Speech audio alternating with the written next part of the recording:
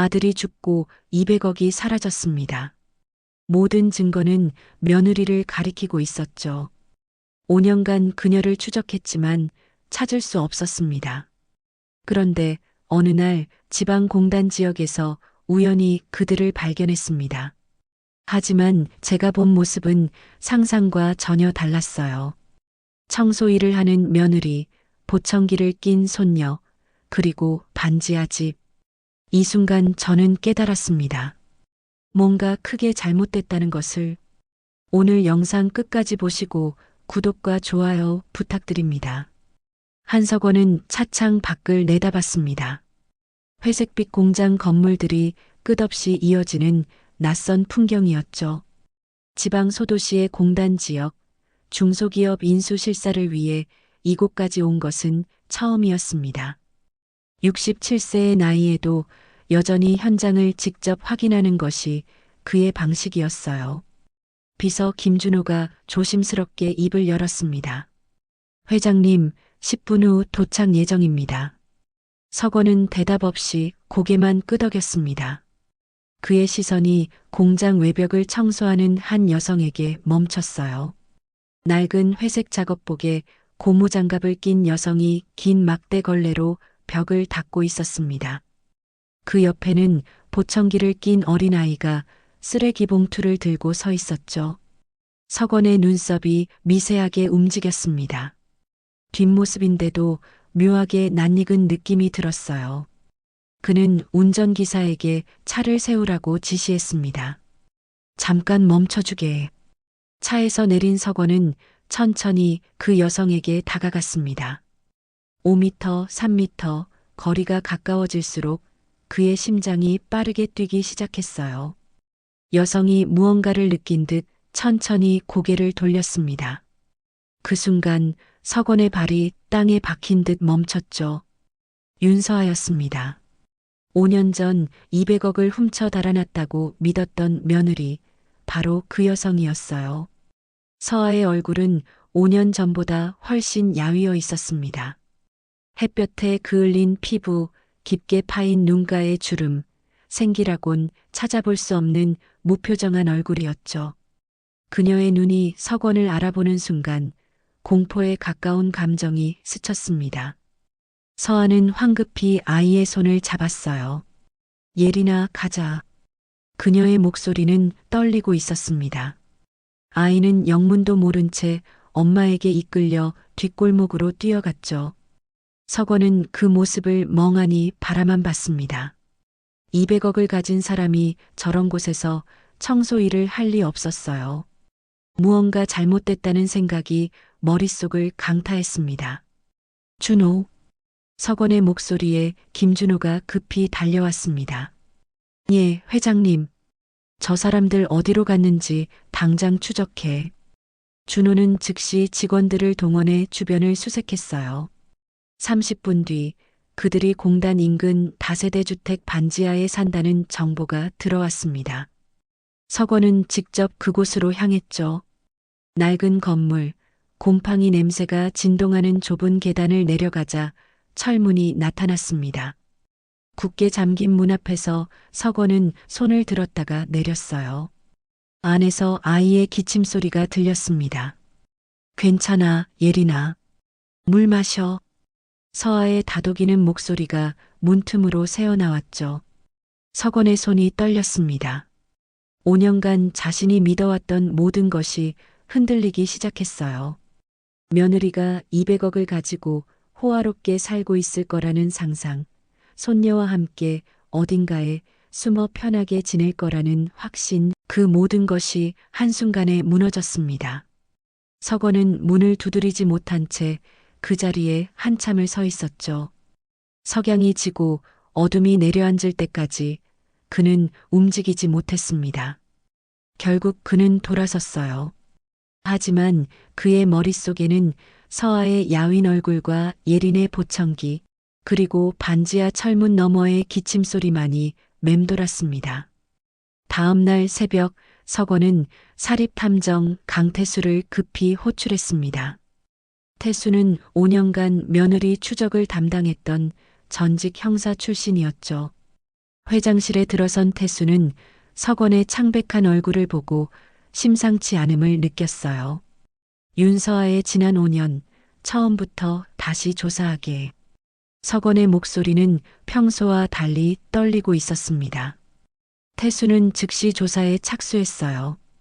가장 먼저 확인한 것은 주민등록 이동 기록이었습니다. 서아는 사고 직후 서울을 떠나 부산, 대구, 광주, 전주, 청주 그리고 현재의 이 소도시까지 총 6개 도시를 전전했더군요. 한 곳에 1년도 채 머물지 못하고 계속 떠돌았던 거죠. 태수는 각 지역의 병원 진료 기록을 추적했습니다. 서아는 사고 직후 3개월간 중환자실과 화상 전문 병원을 오갔어요. 진단서에는 양손 3도 화상, 척추 압박 골절, 외상 후 스트레스 장애라는 기록이 빼곡했습니다. 태수는 서아의 통장 거래 내역을 면밀히 검토했어요.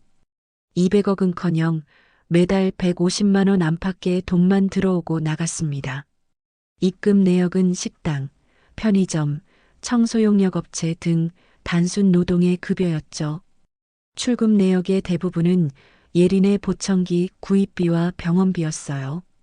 한 달에 2~3번씩 찾아간 청각재활센터 치료비만 해도 50만 원이 넘었습니다. 태수는 서아가 일했던 직장들을 직접 방문하기 시작했어요. 부산의 한 식당 주인은 그녀를 기억하고 있었습니다. 손에 화상 자국이 심해서 뜨거운 일은 못 시켰어요. 설거지만 맡겼는데 그것도 힘들어 하더라고요. 주인은 고개를 저으며 말을 이었습니다. 결국 3개월 만에 그만뒀죠. 미안했지만 어쩔 수 없었어요. 대구의 편의점 점장도 비슷한 증언을 했어요. 서아는 야간 근무를 주로 했는데 아이를 혼자 집에 두고 나올 수밖에 없어서 늘 불안해했다고 했습니다. 태수는 조사 내용을 정리해 석원에게 보고했죠. 석원은 서류를 한 장 한 장 넘기며 입술을 깨물었어요. 200억 횡령 사건 자체를 재수사해야 합니다. 태수의 말에 석원은 천천히 고개를 끄덕였습니다. 그는 5년 전 사건 파일을 금고에서 꺼냈어요. 먼지가 쌓인 서류철을 펼치자 비서실장 장민혁의 보고서가 맨 위에 있었습니다. 윤서아의 계좌로 200억 원 송금 확인이라는 제목의 한 장짜리 문서였죠. 석원은 자신이 이단 하나의 보고서만 믿고 며느리를 범인으로 단정했다는 사실을 깨달았습니다. 당시 아들을 잃은 충격과 분노 속에서 냉정한 판단을 하지 못했던 거예요. 그는 책상 위의 서류를 내려다보며 주먹을 쥐었습니다. 5년이라는 시간이 너무 길었고 그 시간 동안 진짜 가족은 지옥 같은 삶을 살았던 거죠. 민혁을 당장 불러. 석원의 목소리에는 억눌린 분노가 배어 있었습니다. 장민혁은 회장실로 향하는 복도를 걸으며 넥타이를 매만졌습니다. 25년간 한석원 곁을 지켜온 그는 회장의 모든 것을 알고 있었죠. 하지만 오늘 아침 비서가 전한 호출 내용은 평소와 달랐어요. 5년 전 횡령 사건 증거자료 원본을 준비하라는 지시였습니다. 민혁의 입가에 미세한 경련이 일었어요. 회장실 문을 열고 들어서자 석원이 창가에 서 있었습니다. 회장님 부르셨습니까? 5년 전 그 사건 말이야. 석원은 천천히 돌아섰어요. 증거 원본을 다시 제출하게. 계좌 이체 내역, 서명, 모든 것. 민혁은 침착하게 고개를 숙였습니다. 알겠습니다. 바로 준비하겠습니다. 그의 얼굴에는 아무런 동요도 없었죠. 하지만 회장실을 나서는 순간 민혁의 안색이 창백하게 변했습니다. 그는 곧바장 자신의 사무실로 들어가 문을 잠갔어요. 떨리는 손으로 휴대폰을 꺼내 격리부장 오상철에게 전화를 걸었습니다. 지금 당장 내 사무실로 와. 급해. 30분 후 상철이 조심스럽게 문을 두드렸어요. 민혁은 그를 안으로 들인 뒤 목소리를 낮췄습니다. 5년 전 그 서류들 완전히 없애야 해. 상철의 얼굴이 굳어졌습니다. 실장님, 그건 질문하지 말고 해. 오늘 밤 안으로. 민혁의 눈빛이 차갑게 식었죠. 상철은 고개를 끄덕이고 사무실을 나섰습니다. 그날 밤 11시 상철은 회사 서버실로 몰래 들어갔어요. 건물 경비는 이미 민혁이 처리해둔 상태였습니다. 상철은 노트북을 꺼내 서버에 접속했죠. 2020년 재무 파일, 그 안에 숨겨둔 조작된 증거 파일들을 찾기 시작했습니다. 하지만 그때 서버실 문이 열렸어요. 거기 누구십니까? 보안팀 직원 이지훈이었습니다. 상철은 깜짝 놀라 노트북 화면을 끄려 했지만 이미 늦었어요. 지훈은 상철이 접속한 화면을 똑똑히 봤습니다. 경리부장님, 이 시간에 여기서 뭐 하시는 겁니까? 아, 그게 급히 확인할 자료가 있어서. 상철의 목소리가 떨렸습니다. 지훈은 의심스러운 표정으로 상철을 지켜봤어요. 지금 삭제하시려던 거 아닙니까? 상철은 대답하지 못했죠. 지훈은 즉시 보안팀장에게 연락했습니다. 20분 후 보안팀장이 도착해 서버 접근 기록을 확보했어요. 상철이 어떤 파일에 접근했는지, 무엇을 하려 했는지 모든 기록이 남아 있었습니다. 한편 민혁은 자택에서 또 다른 조치를 취하고 있었어요. 그는 옛 부하 중 한 명에게 전화를 걸었습니다. 윤서아라는 여자 알지?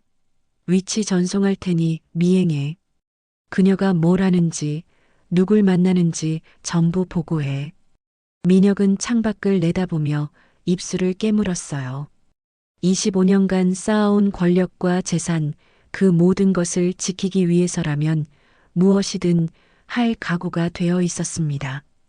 다음 날 아침 그가 보낸 미행자는 서아가 예린을 데리고 병원에 가는 모습을 사진으로 찍어 전송했어요. 낡은 옷을 입은 모녀의 초라한 뒷모습이었죠. 민혁은 사진을 보며 안도의 한숨을 내쉬었습니다. 저 여자는 아무것도 가진 게 없었어요. 증거도 돈도 힘도 없는 그저 불쌍한 피해자일 뿐이었죠. 하지만 그의 안도는 오래가지 못했습니다. 보안팀장이 경리부장의 불법 서버 접근 사건을 서건에게 보고했다는 소식이 들려왔거든요. 민혁은 사무실 의자에 깊이 몸을 기댔습니다. 이제 시간이 얼마 남지 않았다는 것을 그도 알고 있었어요. 강태수는 5년 전 사고 현장 사진을 펼쳐놓고 지도와 대조했습니다. 경기도 외곽국도 그곳에서 서건의 아들이 목숨을 잃었죠. 당시 경찰 조사 기록에는 음주운전으로 인한 단독사고라고 적혀 있었어요. 하지만 태수는 뭔가 놓친 게 있다는 직감이 들었습니다. 그는 사고 현장 인근 주민들을 직접 찾아다니기 시작했어요. 마을 어기 슈퍼주인, 주유소 직원, 인근 식당 사장들을 차례로 만났죠. 닷새째 되던 날 한 트럭 운전사를 소개받았습니다. 박철수라는 50대 남성이었어요. 그날 사고요? 저도 그 근처 지나가다가 봤습니다. 철수는 당시를 떠올리며 고개를 저었습니다. 차 안에서 남자랑 여자가 막 싸우는 것 같더라고요. 여자가 남자 팔을 잡고. 태수의 눈빛이 날카로워졌어요. 혹시 그때 블랙박스 영상 아직 남아 있습니까? 철수는 잠시 생각하더니 고개를 끄덕였습니다. SD카드를 안 지웠으니까 있을 겁니다. 이틀 후 태수는 철수의 블랙박스 원본 영상을 입수했어요. 사무실로 돌아와 영상을 재생하자 충격적인 장면이 펼쳐졌습니다. 서건의 아들은 비틀거리며 운전대를 잡으려 하고 있었어요. 서아가 필사적으로 그의 팔을 붙잡으며 제지하는 모습이 선명했죠. 안 돼요. 당신 지금 술 마셨잖아요. 서아의 절규하는 목소리가 들렸습니다. 하지만 아들은 그녀를 밀쳐내고 운전석에 앉았어요. 차가 출발하자 서아는 조수석에서 계속 운전대를 잡으려 했습니다. 그 순간 차가 중앙선을 넘었죠. 마주오던 트럭과 정면 충돌하기 직전 서아는 뒷좌석으로 몸을 날렸어요. 어린 예린을 자신의 몸으로 감싸 안는 장면이 영상에 담겼습니다. 충돌음과 함께 화면이 흔들렸어요. 곧이어 차량에서 화염이 치솟기 시작했죠. 서아는 불길 속에서도 예린을 먼저 꺼내려 안간힘을 썼습니다. 그녀의 손이 뜨거운 차체와 불에 노출되는 순간이 또렷이 보였어요. 태수는 영상을 멈추고 한참을 앉아 있었습니다. 손이 떨렸죠. 그는 곧바로 석원에게 연락을 취했어요. 회장님, 지금 당장 뵙겠습니다. 1시간 후 석원의 서재에서 영상이 재생됐습니다. 석원은 화면을 응시하며 한마디도 하지 못했어요. 며느리가 아들을 살리려 했다는 것, 손녀를 보호하려 자신을 희생했다는 것, 모든 진실이 눈앞에 펼쳐졌습니다. 영상이 끝나자 석원은 고개를 떨구고 흐느끼기 시작했어요. 67년 인생에서 남 앞에서 운 적이 없던 그였지만 이날만큼은 참을 수가 없었습니다. 내가 뭘 한 거야? 석원의 목소리는 떨렸습니다. 태수는 추가 서류를 꺼냈어요. 사고 당일 병원에서 작성된 서아의 진술서였습니다. 회장님, 이것도 보셔야 합니다. 진술서에는 서아가 혼수 상태에서 깨어나자마자 한 말이 기록돼 있었어요. 예린이는 괜찮나요? 제 딸 다친 데 없나요? 남편의 안부도 자신의 화상도 묻지 않고 오직 딸만 걱정했던 거죠. 석원은 서류를 내려놓고 두 손으로 얼굴을 감쌌습니다. 5년간 자신이 진짜 가족을 범죄자로 만들었다는 죄책감이 그를 짓눌렀어요. 장민혁? 그자가 다 꾸민 거군. 석원의 목소리에 분노가 실렸습니다. 태수는 조용히 고개를 끄덕였어요. 증거를 더 확보하겠습니다. 그리고 회장님. 태수는 잠시 망설이다 말을 이었습니다. 윤서아 씨를 직접 만나보시는 게 좋겠습니다. 석원은 창밖을 바라봤어요. 며느리를 만날 용기가 나지 않았습니다. 어떤 얼굴로, 어떤 말로 사죄해야 할지 알 수 없었죠. 하지만 그는 알고 있었어요. 이제 더 이상 피할 수 없다는 것을, 진실과 마주해야 한다는 것을 말이에요. 석원은 긴급 임시 이사회 소집을 지시했습니다. 평일 오전 갑작스러운 회의 소집에 이사들이 수군거렸어요. 회의실에는 석원, 이사 5명, 그리고 장민혁이 자리했죠. 민혁은 평소와 다름없이 침착한 표정으로 앉아 있었습니다. 석원은 천천히 입을 열었어요. 오늘 여러분께 중대한 사안을 보고하겠습니다. 그는 강태수에게 눈짓을 보냈어요. 태수가 노트북을 켜자 스크린에 블랙박스 영상이 재생됐습니다. 5년 전 사고 당일 서아가 남편을 말리는 장면이 회의실에 울려 퍼졌죠. 이사들의 얼굴이 굳어졌어요. 영상이 끝나자 석원이 서류 뭉치를 테이블에 내려놓았습니다. 5년 전 횡령 사건의 진범은 따로 있었습니다. 민혁의 눈썹이 미세하게 떨렸어요. 보안팀장이 일어서서 증거 자료를 설명하기 시작했습니다. 격리부장 오상철이 지난주 서버실에서 파일을 삭제하려다 적발됐습니다. 접근 기록을 추적한 결과 5년 전 조작된 회계 파일이 발견됐습니다. 스크린에 서버 접근 기록이 떠올랐죠. 민혁의 이름이 여러 차례 기록돼 있었어요. 이것은 조작입니다. 민혁이 자리에서 벌떡 일어났습니다. 누가 나를 모함하려고 꾸민 것입니다. 하지만 석원은 차갑게 그를 바라봤어요. 그렇다면 200억은 지금 어디 있나? 민혁의 입이 굳게 닫혔습니다. 석원은 또 다른 서류를 펼쳤죠. 홍콩 페이퍼 컴퍼니 설립 서류, 그리고 그곳으로 송금된 자금 내역이었어요. 이 회사 실소유주가 자네라는 것, 금융당국이 이미 확인했네. 이사들이 술렁이기 시작했습니다. 민혁은 책상을 손으로 짚고 서 있었어요. 그의 이마에 식은땀이 맺혔죠. 회장님, 이건 더 이상 변명하지 말게. 석원의 목소리는 얼음장처럼 차가웠습니다. 민혁은 주변을 둘러봤어요. 이사들의 눈빛에는 경멸과 분노가 가득했죠. 그는 천천히 자리에 주저앉았습니다. 25년이었습니다. 25년을 회장님 곁에서 민혁의 목소리가 잠겼어요. 그 세월의 대가가 이겁니까? 석원은 대답하지 않았습니다.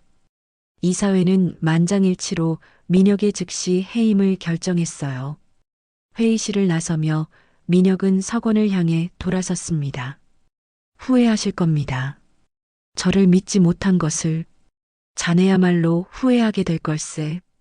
내 가족에게 한 짓을. 석원의 말에 민혁은 비웃음을 흘렸어요. 하지만 그의 눈가는 떨리고 있었죠. 회의실 문이 닫히자 석원은 법무팀장을 불렀습니다. 즉시 고소장을 제출하게. 그날 오후 경찰이 민혁의 사무실로 들이닥쳤어요. 압수수색 영장을 집행하며 서류와 컴퓨터를 압수했습니다. 민혁은 창가에 서서 그 광경을 지켜봤죠. 25년간 쌓아올린 모든 것이 무너지는 순간이었어요. 저녁 무렵 민혁은 특정경제범죄 가중처벌법 위반 혐의로 긴급 체포됐습니다. 수갑이 채워지는 순간 그는 고개를 떨구었어요. 다음 날 아침 언론은 일제히 이 사건을 보도했습니다. 한진그룹 비서실장 200억 횡령 혐의로 구속이라는 제목이 포털 메인을 장식했죠. 석원은 신문을 내려놓고 창밖을 바라봤어요. 이제 진짜 어려운 일이 남았습니다. 며느리와 손녀에게 용서를 구하는 것, 그것이 앞으로 그가 해야 할 가장 큰 숙제였어요. 석원은 법무법인에 특별 지시를 내렸습니다. 윤서아의 모든 혐의를 무죄로 입증하는 공식 문서를 작성하라는 것이었죠. 일주일 후 주요 언론사에 정정보도 자료가 배포됐어요. 5년 전 횡령 사건, 며느리는 무고한 피해자였다는 제목의 기사가 나갔습니다. 하지만 석원은 그것만으로 충분하지 않다는 걸 알고 있었어요. 그는 서아가 사는 반지하 주택 주소를 메모지에 적었습니다. 김준호가 조심스럽게 물었죠. 회장님, 제가 먼저 연락을 드릴까요? 아니, 내가 직접 가겠네. 석원은 혼자 운전해서 그곳으로 향했어요. 낡은 다세대 주택 앞에 차를 세우고 한참을 앉아 있었습니다. 용기가 나지 않았죠. 하지만 그는 결국 차에서 내렸어요. 좁은 계단을 내려가 철문 앞에 섰습니다. 떨리는 손으로 초인종을 눌렀죠. 잠시 후 문 너머로 서아의 목소리가 들렸어요. 누구세요? 나야. 석원이네. 긴 침묵이 흘렀습니다. 석원은 문이 열리지 않을 거라 생각했어요. 하지만 5분쯤 지나자 문이 조금 열렸습니다. 서아가 틈새로 얼굴을 내밀었죠. 그녀의 눈은 경계심으로 가득했어요. 무슨 일이세요? 잠깐만 이야기 좀 하세. 서아는 망설이다가 문을 더 열었습니다. 하지만 석원을 안으로 들이지는 않았어요. 석원은 문 앞에 선 채로 고개를 숙였습니다. 미안하네. 정말 미안해. 그의 목소리가 떨렸죠. 5년이란 세월을 내가 자네와 예린이에게 뭘 한 건지. 서아는 아무 대답도 하지 않았어요. 석원은 무릎을 꿇었습니다. 67세 노인이 딱딱한 시멘트 바닥에 무릎을 대는 순간이었죠. 용서해주게. 제발. 서아의 눈가가 붉어졌어요. 하지만 그녀는 감정을 드러내지 않았습니다. 일어나세요. 그런다고 달라지는 건 없어요. 차가운 목소리였죠. 예린이가 받은 상처는요? 제 손은요? 이 5년은 어떻게 되돌리실 건데요? 석원은 고개를 들지 못했어요. 치료비를 최고의 병원을. 돈 이야기 하지 마세요. 서아의 목소리가 떨렸습니다. 아버님이 우리한테 한 건 돈으로 해결될 문제가 아니에요. 그녀는 문을 닫으려 했어요. 서건은 황급히 손을 뻗었지만 문은 닫혔습니다. 그는 그 자리에 한참을 무릎 꿇고 앉아 있었죠. 다음 날부터 서건은 매일 아침 그 집 앞을 찾았어요. 도시락과 과일을 문 앞에 놓고 갔습니다. 예린이 좋아할 만한 그림책과 색연필도 함께 놓았죠. 서아는 받지 않았지만 서건은 계속 그렇게 했어요. 일주일째 되던 날 문 앞에 놓은 도시락이 비어 있었습니다. 서건의 가슴이 두근거렸죠. 열흘째 되던 날 아침 문 앞에 작은 종이가 놓여 있었어요. 스케치북을 찢어낸 종이였습니다. 거기에는 세 사람이 손을 잡고 있는 그림이 그려져 있었죠. 할아버지, 엄마, 그리고 아이. 서건은 그림을 가슴에 꼭 안았어요.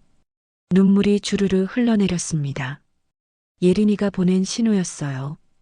작지만 분명한 화해의 첫걸음이었죠. 서건은 그림을 조심스럽게 접어 지갑에 넣었습니다. 그리고 다시 도시락을 준비하러 집으로 돌아갔어요. 이제 시작이었습니다. 진짜 가족이 되기 위한 긴 여정의 첫 발걸음이었죠. 서건은 조용한 주택가에 작은 2층 집을 계약했습니다. 햇볕이 잘 드는 남양집이었고 작은 마당도 딸려 있었죠.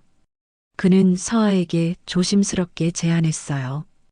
여기서 지내는 게 어떻겠나? 예린이 건강에도 좋을 것 같아서.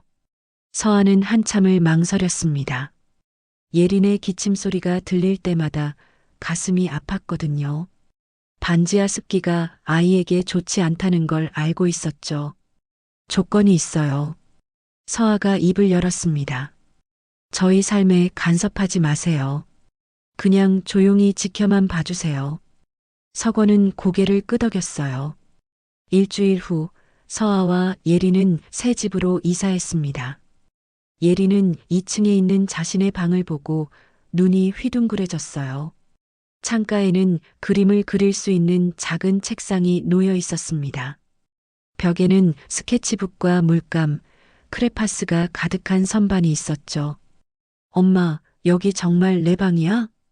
예린의 목소리에 설렘이 묻어났어요. 서아는 딸의 머리를 쓰다듬으며 고개를 끄덕였습니다. 서건은 조심스럽게 청각재활 전문 병원을 소개했어요. 서울대병원 이비인후과 최고 권위자였습니다. 예린은 정밀 검사를 받고 체계적인 치료 계획을 세웠죠. 한 달에 2번씩 언어 치료와 청각 훈련을 받기 시작했어요. 서아도 화상 전문 병원을 찾았습니다. 의사는 그녀의 손을 진찰하며 고개를 저었어요. 5년 전에 제대로 치료받았어야 했는데 지금이라도 수술하면 많이 나아질 겁니다. 서아는 3차례의 재건 수술을 받았죠. 수술 후 재활 치료가 길고 고통스러웠지만 그녀는 견뎌냈어요. 서건은 매주 토요일이면 예린을 만났습니다. 처음에는 어색했죠. 예린은 할아버지 옆에 앉아도 말이 없었어요. 하지만 서건은 포기하지 않았습니다. 그는 예린이 좋아하는 그림책을 사서 함께 읽어주었어요. 공원에 가서 산책도 하고 아이스크림도 사주었죠. 석 달이 지난 어느 토요일, 서건은 예린을 미술관에 데려갔습니다. 예린은 큰 그림들 앞에서 한참씩 서 있었어요. 인상주의 화가들의 작품을 보며 눈을 반짝였죠. 할아버지, 나도 이렇게 그릴 수 있을까? 예린이 처음으로 먼저 말을 걸었습니다. 서건의 가슴이 뭉클했어요. 물론이지. 예린이는 그림을 정말 잘 그리잖니. 미술관을 나오며 예린이 서건의 손을 잡았어요. 작고 따뜻한 손이었습니다. 서건은 손녀의 손을 꼭 쥐었죠.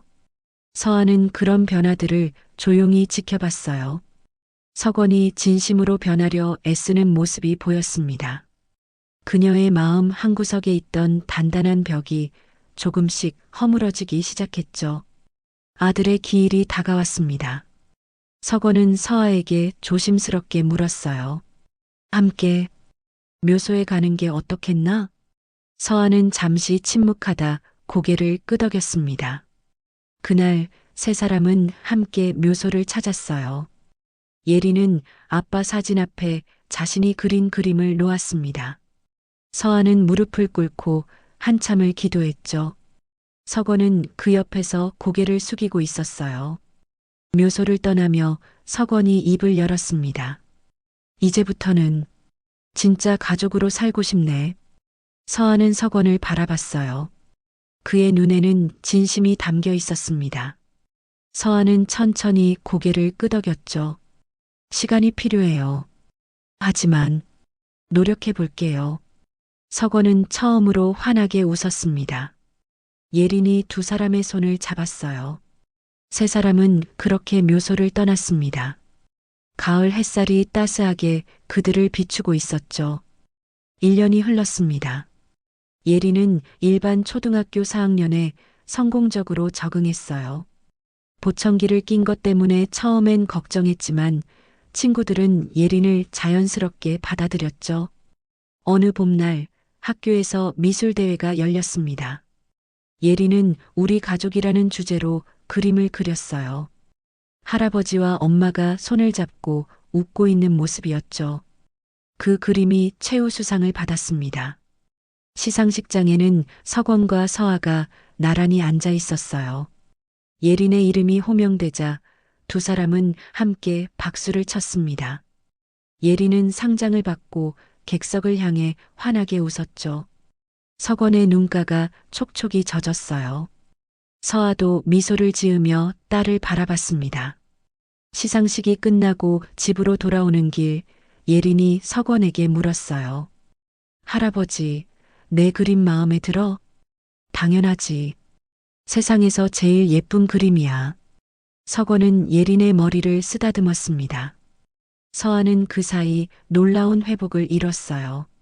여러 차례 재활 치료 끝에 손가락을 자유롭게 움직일 수 있게 됐습니다. 완벽하지는 않았지만 피아노 건반을 다시 누를 수 있었죠. 서건은 서아를 위해 작은 음악 치료 센터를 설립했어요. 교통사고로 상처받은 사람들을 위한 공간이었습니다. 음악으로 다른 사람들을 도와주는 게 어떻겠나? 서건의 제안에 서아는 망설였어요. 하지만 결국 센터의 자원봉사 교사로 활동하기 시작했습니다. 매주 수요일과 금요일 서아는 센터에서 피아노를 가르쳤죠.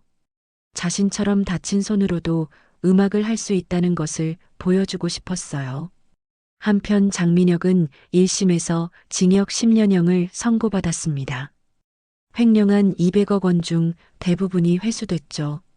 서건은 그 돈으로 교통사고 피해자 가족지원재단을 만들었어요. 서아를 명예이사장으로 위촉했습니다. 내가 할 수 있을까요? 서아가 조심스럽게 물었어요. 자네만큼 이 일을 잘할 사람은 없네. 자네가 겪은 고통을 아는 사람이니까. 서건의 말에 서아는 고개를 끄덕였습니다.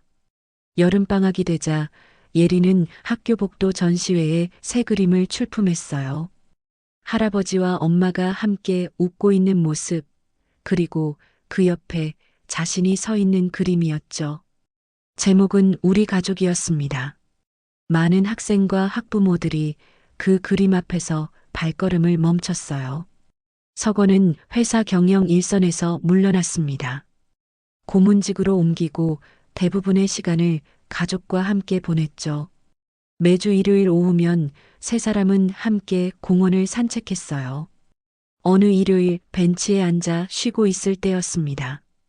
예린이 새로 그린 스케치북을 펼쳐 보였어요. 할아버지, 엄마, 이것 봐. 그림 속에는 웃고 있는 세 사람이 있었습니다. 서건은 그림을 보며 서아에게 말했어요. 이제야 알 것 같네. 진짜 가족이 뭔지. 서아는 서건을 바라봤습니다. 그의 얼굴에는 평온함이 깃들어 있었죠. 저도 이제는 편하네요. 서아가 조용히 말했습니다. 완전히 용서한 건 아니에요. 하지만 함께 살아갈 수는 있을 것 같아요. 석원은 고개를 끄덕였어요. 그것만으로도 충분했습니다. 예린이 두 사람 사이에 앉아 팔짱을 꼈죠. 우리 이제 진짜 가족이지? 예린의 물음에 두 사람이 함께 웃었습니다. 그럼 진짜 가족이지. 석원이 대답했어요. 가을 햇살이 벤치에 앉은 세 사람을 따스하게 비췄습니다. 서아의 손은 예전처럼 완벽하지 않았고 예린의 귀에는 여전히 보청기가 있었죠. 석원의 얼굴에는 세월의 주름이 깊게 패여 있었어요. 하지만 세 사람 모두 웃고 있었습니다. 진심으로 편안하게 웃고 있었죠. 그것이 그들이 찾은 행복의 모습이었습니다. 5년이라는 시간 동안 진짜 가족을 범죄자로 만들었던 한석원 회장. 그는 뒤늦게 진실을 알고 용서를 구했습니다. 쉽지 않은 과정이었지만 결국 세 사람은 다시 가족이 될 수 있었죠. 여러분은 이 이야기를 보시고 어떤 생각이 드시나요? 댓글로 의견 남겨주세요. 이 영상이 도움이 되셨다면 구독과 좋아요, 알림 설정까지 부탁드립니다. 다음에도 더 좋은 이야기로 찾아뵙겠습니다. 감사합니다.